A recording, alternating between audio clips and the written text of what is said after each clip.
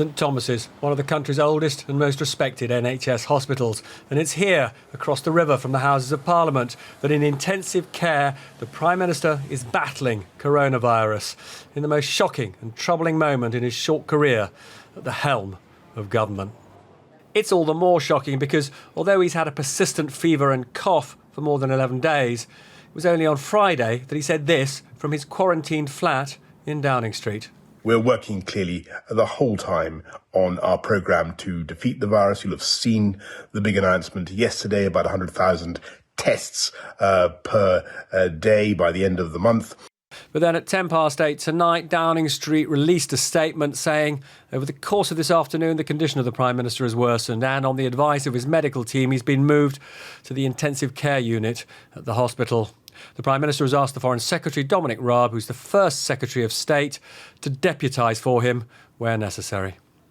Well, the government's business will continue, and the Prime Minister is in safe hands with a brilliant team at St Thomas's Hospital, and the focus of the government will continue to be on making sure, at the Prime Minister's direction, all the plans for making sure that we can defeat coronavirus and pull the country through this challenge will be taken forward. Sarah Jarvis, a GP, explains what's been happening at St Thomas's.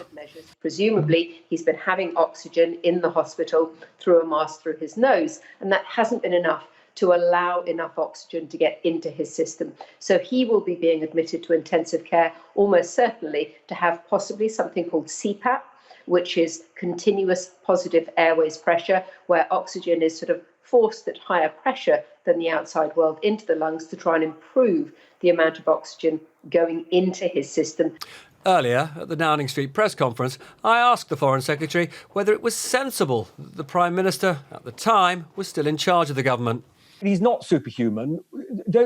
Some would argue that he is taking too much of a risk. The Prime Minister, both in terms of going into St Thomas's yesterday, was taking the advice of doctors. So he's followed the doctor's advice there. And in terms of his recovery in the days ahead, will continue to do so. The Prime Minister has said that Dominic Raab will deputise for him. In practice, does that mean that Raab will have the full authority of the Prime Minister? Well, as his deputy, he will make decisions. I mean, obviously, Cabinet, if it comes to serious, irreversible decisions, might choose to wait and do things a little later. But it is important in this fast-moving crisis that we do have strong leadership. So I expect this news will bring the Cabinet together with the public, and I think will make the decisions that are necessary to keep the fight on this terrible virus. This is obviously a national crisis, but it's also a very personal and family crisis. He's been separated for some days from his partner, Carrie Symonds, who's expecting their child. Like all of us, she tonight will be wishing Boris Johnson the very best for a full recovery. Robert Peston, News at 10.